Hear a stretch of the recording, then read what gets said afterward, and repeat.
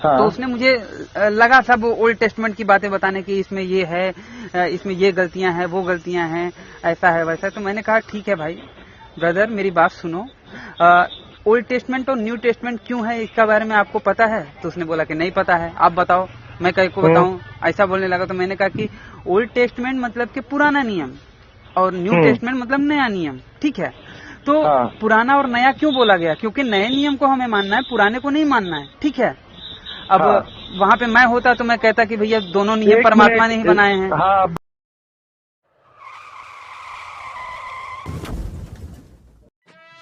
नमस्ते सभी को मित्रों, वैचारिक मंथन एक्स मसीही यूट्यूब चैनल पर मैं आपका साथी आशीष चौरसिया आप सभी का हार्दिक स्वागत एवं अभिनंदन करता हूं। मित्रों, अक्सर मैं अपने कई सारे मित्रों के साथ कई सारे विषयों पर कई चर्चाएं किया करता हूं, जिनमें से एक चर्चा का एक हिस्सा आज मैं आप लोगों के समक्ष रख रहा हूं। आप सभी सुनिए एवं निर्णय लीजिए। मजा आ रहा है। हाँ, ये देखो, जब यीशु को ये पूछा जाता है, वो बोलते हैं कि अच्छा है, सच्चा है, मसीहा है और पीस है, ठीक है। हाँ, हेलो।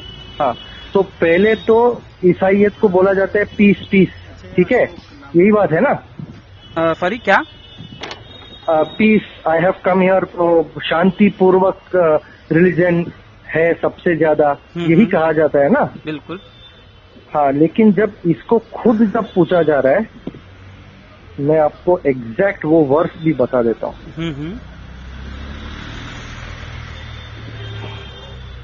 हाँ, अभी अगर आप देखोगे Matthew, not peace but trouble, अभी वो वर्स नंबर 36 है, चैप्टर नंबर मैं आपको दे देता हूँ। हाँ, मैं समझ रहा हूँ, आप वो बताइए। Don't think I came to bring peace to the earth, I came to bring trouble not peace. ये किसके लिए बोला है आपको पता है? किसके लिए बोला है? उन्होंने ये बोला है कि इसमें थोड़ा सा हमको समझना पड़ेगा भाई, उसके भाव को समझना पड़ेगा। नहीं, भाव छोड़ो, ये क्लियरली बताया है। भाव, आप एक सेकेंड, हाँ। ये जो भाव है आप तो बोल रहे हो, तो उसने क्लियरली ये बोला है और लोगों को बोला है कि I came to turn son against their father, daughter against their mother and daughter in law against their mother in law. आज के टाइम पे ऐसा हो नहीं रहा है। आज के टाइम पे हो रहा है, वो अलग बात है। वो टाइम पे देखिए, मेरी बात सुनिए, मैं आपको बताऊंगा। वो टाइम पे कौन थे जो जिनको वो समझा रहे थे? वो कौन थे? जूस थे, है ना? राइट। और जूस लोग जीसस के खिलाफ थे, सच्चाई के खिलाफ थे, राइट। तो जो उनके माता पिता थे वो अपने बच्चों को सत्य के मार्ग पे नहीं आने देना चाहते थे, तो उनके लिए उन्होंने वो बात कही थी। मेरे भाई, कहीं पे ये कहा है भी तो गलत है ना? नहीं, कैसे गलत हो गया? जो बाप गलत रास्ते पे है, अगर आपका बाप गलत करता है तो क्या आप उसके साथ रहना चाहोगे क्या? नहीं, बट उसमें ये नहीं कहा है कि बाप गलत थे। तो ये भी तो नहीं कहा कि बाप सही है। ये भी तो नहीं कहा है कि बाप सही थे। तो वो तो हम पढ़ के समझ सकते हैं ना। तो वो वही तो मैं कह रहा हूँ ना, उसके लिए पढ़ना पड़ेगा ना आपको। मैं आपको वही इतिहास के मद्देनजरिए ये बात बता रहा हूँ ना कि उस टाइम पे, उस इतिहास में आप देखेंगे तो वो जो जिनके वो पुत्र थे, जिनको यीशु ज्ञान दे रहे थे, वो भी कौन थे? उनके बाप वो पाप कर्मों में लगे हुए थे ना। यीशु के बाप ही मतलब यहोवा। यीशु के, अरे मेरे भाई, यीशु जिसको टीच कर रहा था, उनके बाप कौन थे? यहूदी थे। वो भी तो गलत कर्मों में लगे हुए थे। तो उन सब के लिए बोला गया था। अच्छा, ठीक है, उन सब के लिए बोला गया था। अब मैं एक प्रश्न करूं? हाँ, आपका हो गया ना? हाँ। अब मैं एक प्रश्न करता है कि ये जो आप लोग हिंदू हो ना? आप लोग हिंदू हो कि क्या हो? हाँ, हिंदू हो। तो मतलब हिंदू का मतलब क्या होता है? हिंदू का मतलब जो होता है, अभी आप यार एक सेकेंड, एक कट करो डिबेट, आप मेरे को सही बताओ इसका, ये सब को हैंडल कैसा करना है। अभी आप नॉर्मल आशीष चौरसिया बन जाओ। भाई, क्या हुआ? नहीं, ये सब का अभी ये इतना तो मेरे को सवाल किसी ने नहीं पूछा है। आपको मतलब क्या मेरा जवाब कैसा लगा? आप बहुत मतलब देखो, क्योंकि आपके पास इन डेप्थ है नॉलेज, और आपके पास वो संस्कृत का भी नॉलेज है और वेद का भी है ना, तो आप सब फटाफट जवाब दे रहे हो, तो इसका जवाब क्या दूं?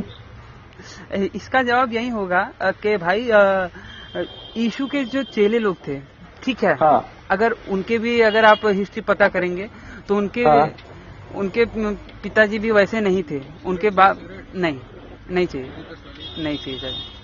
तो उनके पिताजी का भी अगर आप देखेंगे तो वो भी फॉलोवर ही थे।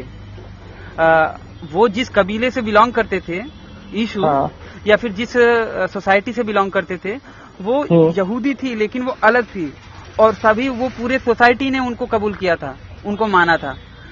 तो वो टीच किसको कर रहे थे? उसी सोसाइटी के लोगों को।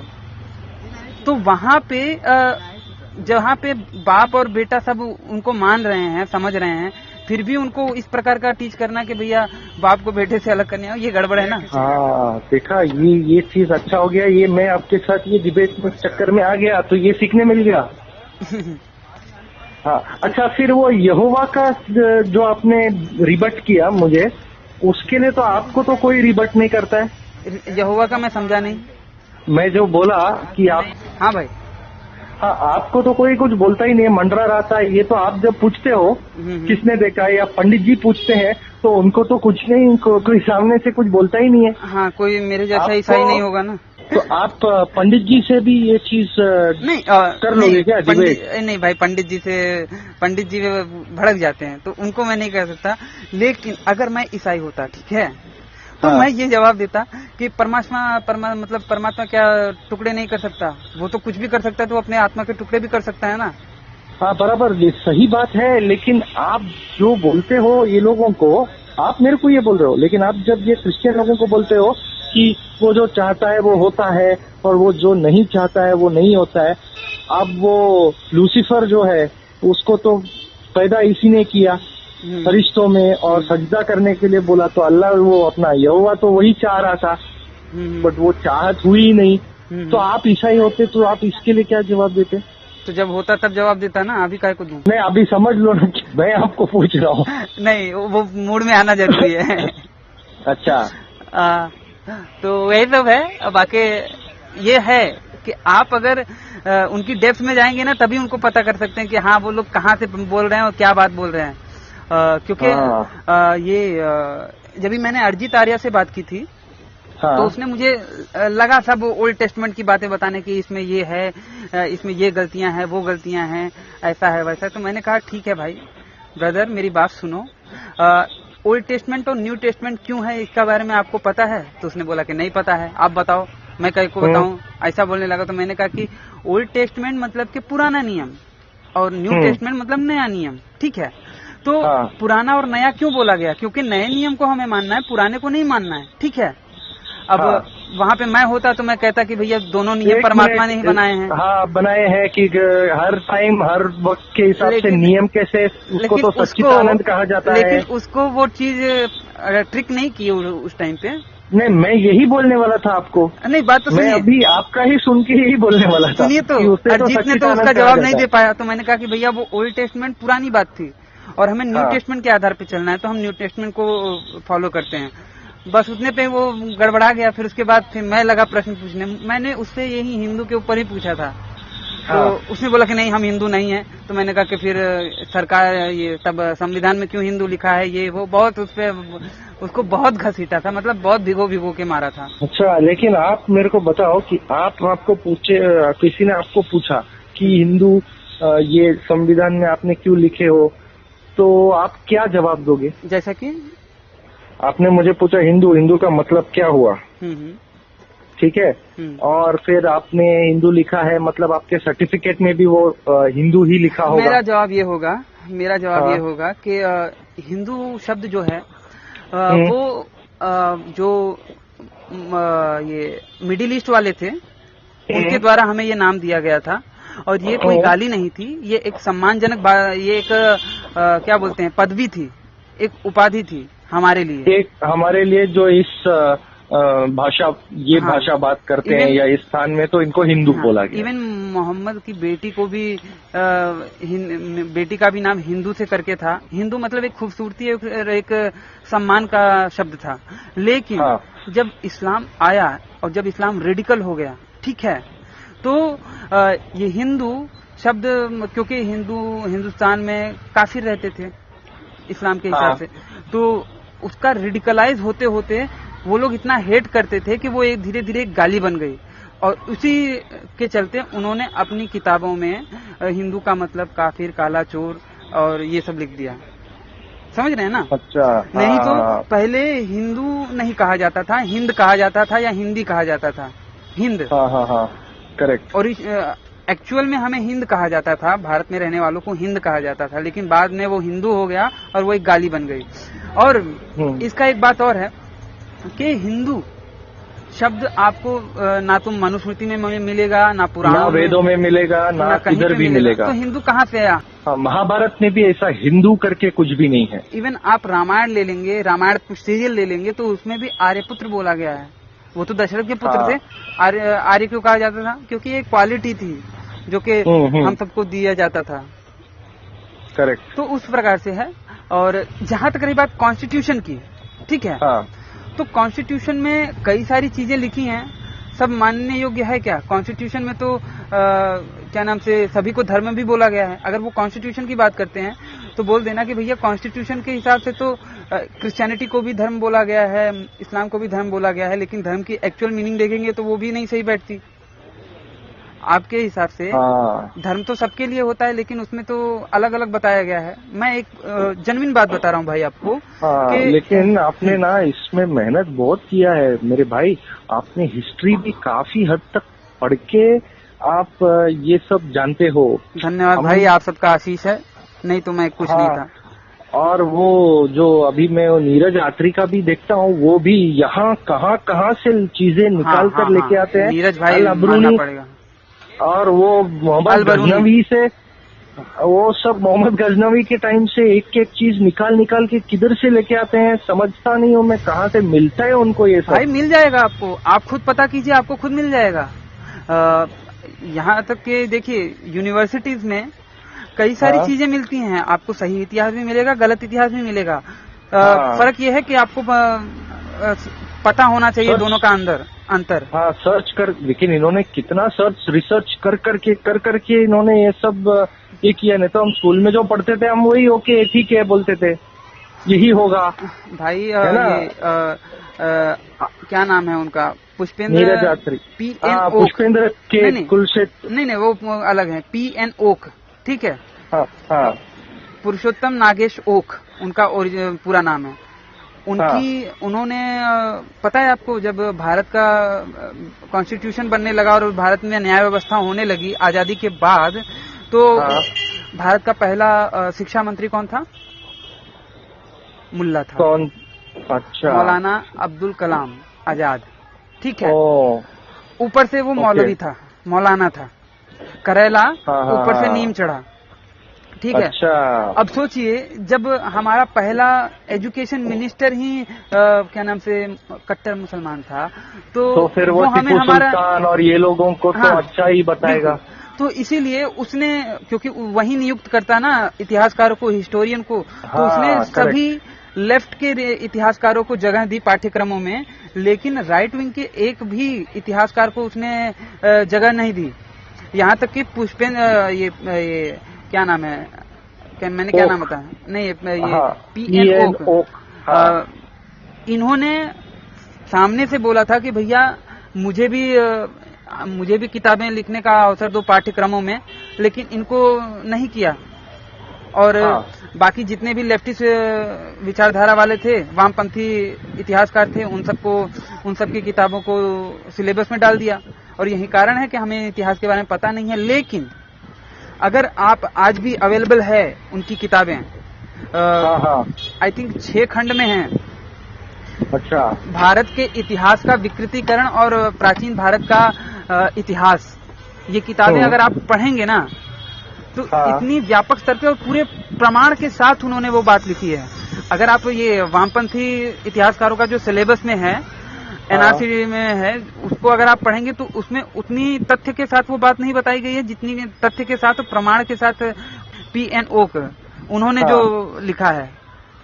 अच्छा, तो उस प्रकार से उसको पढ़िए और बाकायदा डेट वाइज अगर आप बात करने लगे ना, मुझे भी याद नहीं रहता जिस हिसाब से उन्होंने लिखा है, और मैं भी ठीक से अभी पढ़ नहीं पाया हूँ। अगर मैं एक बार वो किताबें भी पढ़ लूँ, क्योंकि समय नहीं मिलता, अगर वो किताबें भी पढ़ लूँ और कुछ पॉइंट उसमें से नोट कर लूँ ना, वो भी मैं अगर सामने वाले के पास रखूंगा कि भैया किस राजा को तुम सही मानते हो मुगल शासन काल के, वो चुप हो जाएंगे, कुछ बोल नहीं सकते जिंदगी में ससुरे। यार मेरे को एक बात बताओ। हाँ, हमारे वेदों में इतने पुस्तक, उपनिषद में इतने पुस्तक, और प्लस ये बाइबल, और आपने तो ये तौरा, जबूर, इंजील सब कुछ वो भी करके रखा है। थोड़ा आप ये सब टाइम आपको आप मतलब कैसे किए ये सब? मतलब तौरा, जबूर, इंजील और कुरान पढ़ने में ही लोगों का इतना टाइम निकल जाता है। भाई, तो अंदर ये सब मैंने मोबाइल पे किया है, मेरे पास हार्ड कॉपी ज्यादा नहीं है।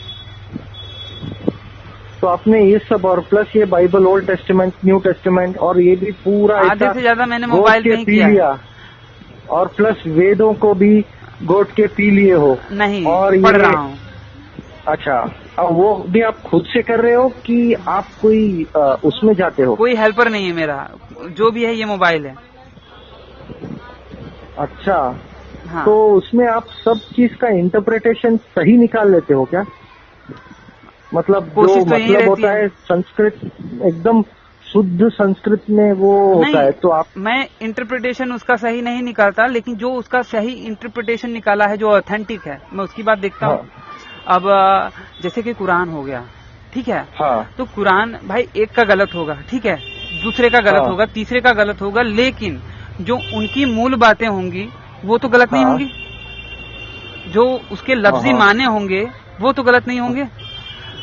अब जैसे कि ये क्या बताऊं मैं आपको, उदाहरण के लिए कुछ लोग कहेंगे, जैसे 3-4 बाइबल की किताबें मैं ले लूंगा, स्टार्टिंग में ही लिखा है कि परमेश्वर की आत्मा मंडरा रही थी, तो किसी में लिखेगा परमेश्वर का एक हिस्सा मंडरा रहा था, कुछ लोग कहेंगे परमेश्वर की शक्ति मंडरा रही थी। चलिए, बाकी सब जो में भले ही कॉन्ट्रडिक्शन हो, लेकिन कुछ था परमेश्वर का जो मंडरा रहा था, इतना तो पक्का हो गया ना। हाँ। तो मैं 4-5 लोगों को देखता हूँ, तो एक निष्कर्ष तो निकाला मैंने कि हाँ, कुछ तो था परमेश्वर का जो मंडरा रहा था, बाकी वो क्या था, शक्ति थी, हिस्सा था, परमेश्वर खुद था या फिर वो था, लेकिन मंडरा तो रहा था, ये तो क्लियर है। हाँ, तो 4-5 लोगों के अगर भाष्य देखेंगे तो इतना तो क्लियर हो जाता है। उसी हिसाब से मैं करता हूँ कि भैया अगर कहीं पे कोई गड़बड़ है तो देख लेते हैं उसको भी। बराबर। और ये नीरज आत्री का जो उन्होंने भी एक पॉइंट बताया था उस दिन, ये बाइबल को लेकर ही, वो एक वीडियो में, हाँ। कि ये लूक और मैथ्यू में जो वंशज दिए हैं, ठीक है, जीसस क्राइस्ट के, हाँ। तो खाली 3 के मैच होते हैं, उसके 2-3 जो पूर्वज हैं वही, उसके बाद सब अलग अलग है। सही बात है। फिर बाद में मैं वेरीफाई किया, क्योंकि मेरे पास इधर बाइबल है, तो उसमें देखा कि हाँ बराबर, ये खाली 3 है ऊपर, जो जोसेफ है और एक है, उसके बाद सब अलग अलग है। अरे भाई, मैं आपको सबसे बड़ा लूप होल बताऊं कहाँ पे है? हाँ। उत्पत्ति में ही ज्यादा दूर जाने की जरूरत नहीं है। उत्पत्ति में ही वो कहानी जब कैन और हैबिल में लड़ाई होती है और हाँ। वो उसको मार देता है, हाबिल को मार देता है केन, ठीक है? हाँ। उसके बाद यहोवा नाराज होता है, उसको बोलता है ना कि यहाँ पे तुम नहीं, कहते उसको हटा देता है ना, भगा देता है। हाँ। तो उसके बाद बोला गया है कि जब केन अपनी बीवी के पास गया तो उससे पुत्र उत्पन्न हुए।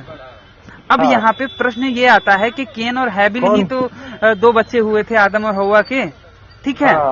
तो जब वो दूसरे देश में, मतलब दूसरे दूर चला गया, तो वहाँ पे वो अपनी बीवी के पास गया, फिर उससे बच्चे पैदा किए। मतलब क्या, क्योंकि आदम और हव्वा के उसके अलावा तो कोई संतान थे ही नहीं, बाद में हुए। बराबर है।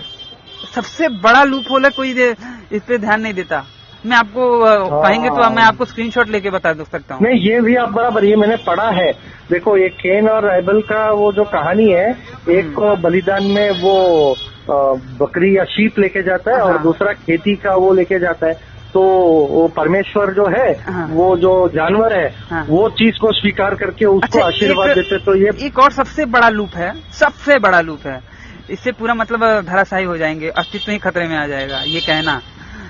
वो कहते क्या है, यीशु परमेश्वर का एक लौता पुत्र था, ठीक है। यीशु परमेश्वर का एक लौता पुत्र था। तो उत्पत्ति में जल प्रलय से पहले जब नोहा को जहाज बनाया था उसने, उससे पहले जो क्या लिखा है कि जो परमेश्वर के पुत्र थे, पुत्र, उसमें वहाँ पे बहुवचन आया है कि वो पुत्रों ने आदम की स्त्रियों बच्चियों को देखा और देखा कि वो सुंदर हैं और उन्होंने उससे शादी की। तो वो पुत्र मतलब वहाँ पे कई वो कौन से पुत्र हैं और ये कौन से पुत्र, मतलब वो जायज वो नाजायज कैसा है, ये क्या बात है। कई सारी चीजें हैं, जैसे कि कई जगह पे ये भी कहते हैं कि भैया मैं याकूब का ईश्वर हूँ, मैं दाऊद का ईश्वर हूँ, मैं इसका ईश्वर हूँ, मैं उसका फलाने का ढिकाने का। अरे जब तुम सबके हो तो सब कहना चाहिए था ना कि मैं ही ईश्वर हूँ, लेकिन कहते थे दाऊद का ईश्वर हूँ, या फिर कहते थे मैं यहाँ का इजराइल का यहोवा हूँ, मतलब तुम सबके नहीं थे। बराबर है, भेदभाव कर रहा है ना।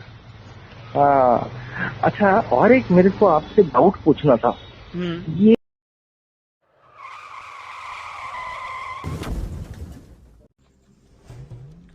तो बस मित्रों, आज का हमारा ये वीडियो यहीं पे समाप्त होता है। तो अगर आप मुझे धर्म के लिए मेरे इस कार्य में सहयोग करना चाहते हैं तो स्क्रीन पर दिख रहे QR कोड पर आप मुझे सहयोग कर सकते हैं। और अगर आप सामर्थ्यवान नहीं हैं तो कोई बात नहीं, कम से कम अपने इस चैनल को सब्सक्राइब करें और इस वीडियो को अपनी मित्र मंडली में ज़्यादा से ज़्यादा शेयर करें। हो सकता है आपके एक शेयर से हमारा कोई भाई या बहन इनकी सच्चाई से अवगत हो जाए और अधर्म में जाने से बच जाए। अपने जीवन काल में प्रतिवर्ष एक पेड़ अवश्य लगाएं, क्योंकि बाकियों के लिए तो जन्नत और जहन्नुम है, लेकिन आपको पुनः इसी धरती पे आना है। तो इस धरती माँ की रक्षा के लिए एक पेड़ प्रतिवर्ष अवश्य लगाएं। इस वीडियो को अंत तक देखने के लिए आप सबका बहुत बहुत धन्यवाद। नमस्ते जी, जय श्री राम, हर हर महादेव, जय माँ भारती। तो मेरी बात सुनो, जो मेरे को जवाब देना था ना, आपने कोई जवाब नहीं दिया है, एक भी जवाब नहीं दिया है। आप बताइए कौन सा जवाब दिया है। अभी अल्लू अर्जुन भाई के सामने मैं छोड़ दूं क्या? दूध का दूध पानी का पानी हो जाएगा। आपने कौन सा जवाब दिया मुझे ये बताइए प्यारे भाई। पहले ये बताइए कि आपने कौन सा जवाब दिया मुझे, एक मैंने ये जवाब दिया कि मैंने ये जवाब दिया कि मेरे पास आपके सवालों का जवाब नहीं। यही जवाब था।